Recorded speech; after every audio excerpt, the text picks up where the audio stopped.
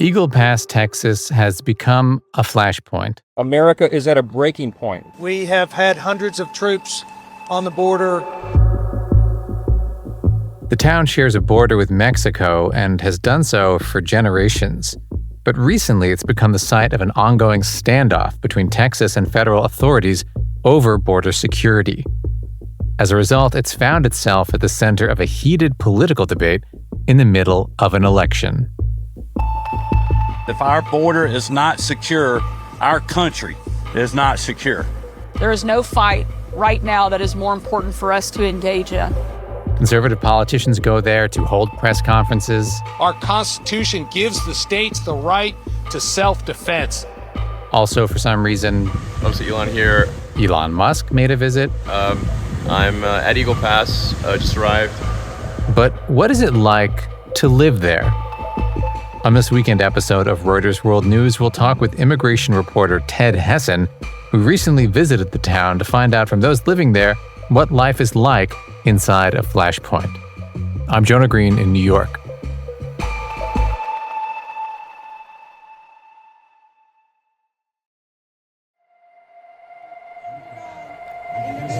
With liberty and justice for all.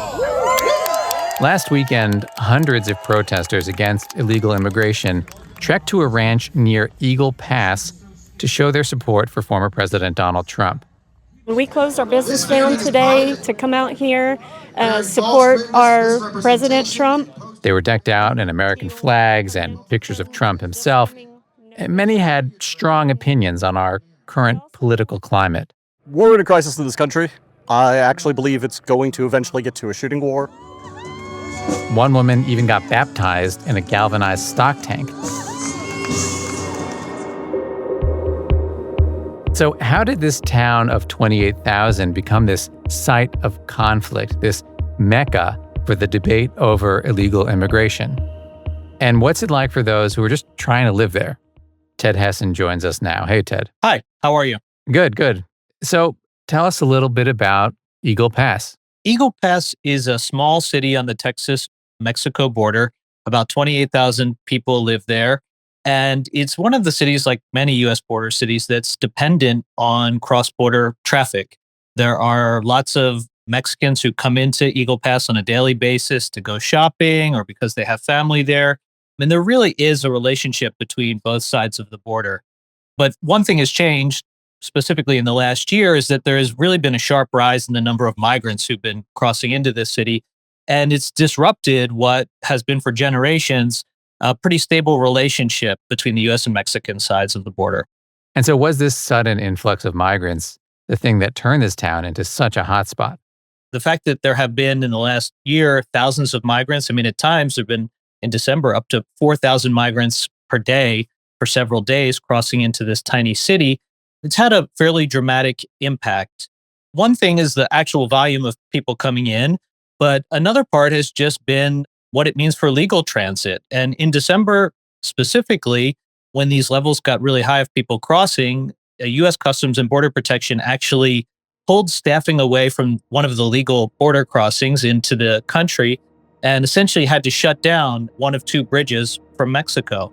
And the result of that was that businesses in the city of Eagle Pass were hurt. They really depend on the shoppers coming from Mexico, and it was right around the run-up to Christmas time in December, and the fact that one of these two bridges was shut down meant that the wait times were very long at the other bridge. Someone was telling me it could have been 12 hours to cross from Mexico into the U.S. in your car and several hours on foot. It really depressed the economy there during the month of December. And that's one of the biggest concerns for residents. It's that they have this cross-border relationship, and the fact that the crossings are high has disrupted that. Texas is going to take action to do our part to try to reduce the illegal immigration coming into our country. Now, another major concern has been that Texas Governor Greg Abbott, who is a Republican and hardliner when it comes to immigration policy, has really tried to take immigration enforcement into the state's hands, and particularly in this area. He has surged National Guard troops to Eagle Pass, and they're very prominent down on the border. You can see them there. He's actually taken over a city park there. There's a 47-acre picturesque park called Shelby Park, and essentially commandeered it as to prevent illegal crossings through that area. And one of the most notable things is that they built more or less a makeshift border wall in that same area out of shipping containers and then spools and spools of concertina wire, razor sharp wire, that prevents many migrants from crossing. So that's created a standoff between Abbott and the federal government because in the United States, traditionally, immigration enforcement is done by the federal government and border patrol agents and not by a state like what we're seeing here. Can you just help me understand, how are migrants crossing into this town? Just logistically, what does that look like? So one thing that was very notable to me when I was there this weekend was that there weren't many visible crossings. And we were down on the border.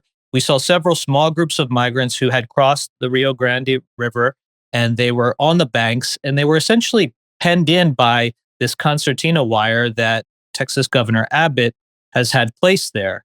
They'll wait there, and then they'll be received by Texas authorities and eventually transferred to Border Patrol. But back in December, there were crossings that were 4,000 people a day, many people streaming into the city, but on a temporary basis, most of them eventually moving onward to other parts of the US. So there is an effect, but many of the migrants who are crossing ultimately are leaving. I think for the residents of Eagle Pass, the biggest effects are the fact that this park, right in the heart of the city, has been essentially militarized as the governor of Texas is trying to prevent illegal crossings.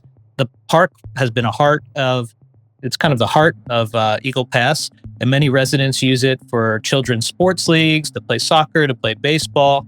In March, they're planning a festival, and they're going to have to look for another site for that festival. And then actually, in April, there's a solar eclipse that's passing across the United States and actually is going right through Eagle Pass.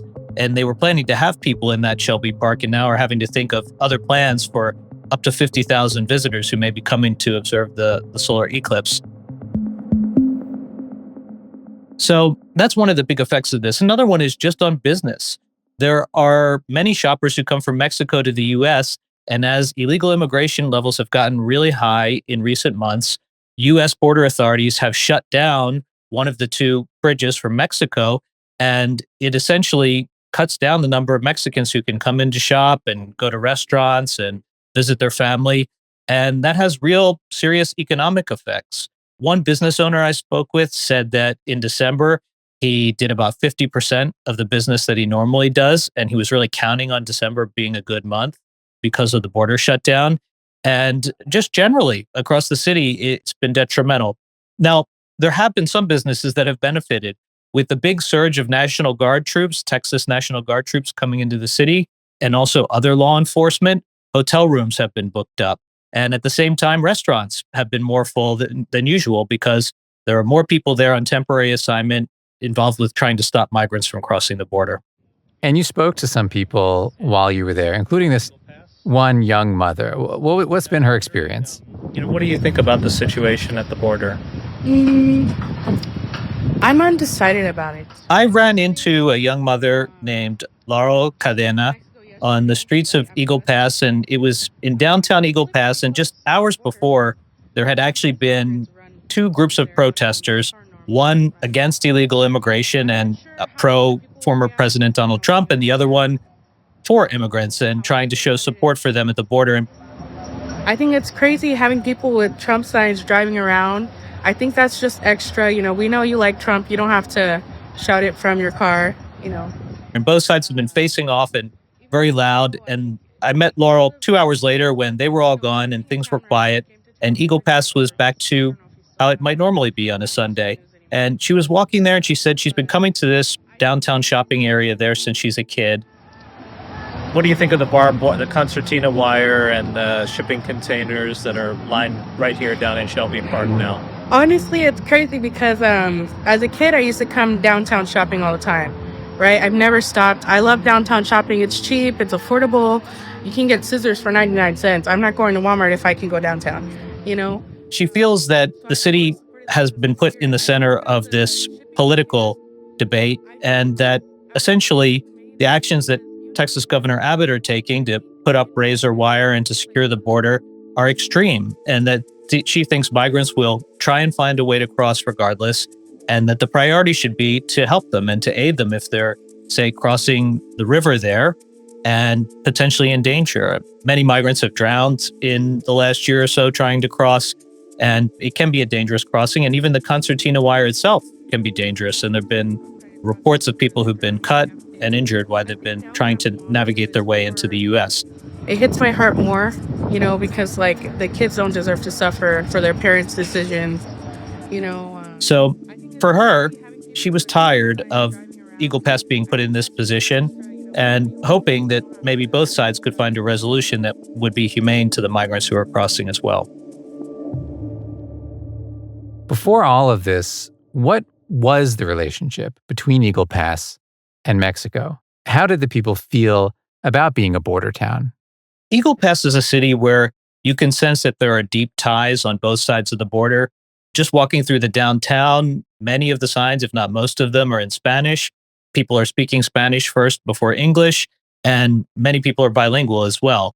Throughout the city, people will tell you that Eagle Pass depends on shoppers who come from Mexico, people buying things, people visiting their family there, and many people will talk about how they have family on both sides of the border. I think that the two cities are intertwined, and what has become a point of stress is the high levels of migration in the past year or so, not necessarily of Mexicans, but of people coming from Venezuela, people coming from Central America, people coming from the Caribbean or even other parts of the world. And because of the political standoff in the US, it's created tensions within this city where we've seen this Central Park, Shelby Park, basically militarized and locked down in an effort to try and stop migrants from crossing. It's been a major disruption, not just to the city, but to the sort of longstanding cross-border relationship that they've had with Mexico there as well. One other thing I would mention is that Eagle Pass, which is located in a county, Maverick County, is a largely Democratic city, and Maverick County actually went for Biden. And Donald Trump won the state of Texas, but Maverick County was one of these outliers where you saw President Biden with somewhat of an advantage. So there is a tension within this city between wanting to enforce the law and wanting to have calm at the border and humane treatment to migrants who are crossing as well. And I think as we've seen, one issue that I heard time and time again that was a problem for residents there was the closure of the legal border crossings. They really did not want to see them closed. They knew it would damage the city economically. And there are just many people that are crossing back and forth, and it just makes life difficult if you have to wait hours and hours to return back to the US. So I think there's a general sense that people want to return to normalcy, then maybe just differences on how to get to that point, but where there can be normal transit across the border and have the city be out of this political spotlight that it's been in for the last few months.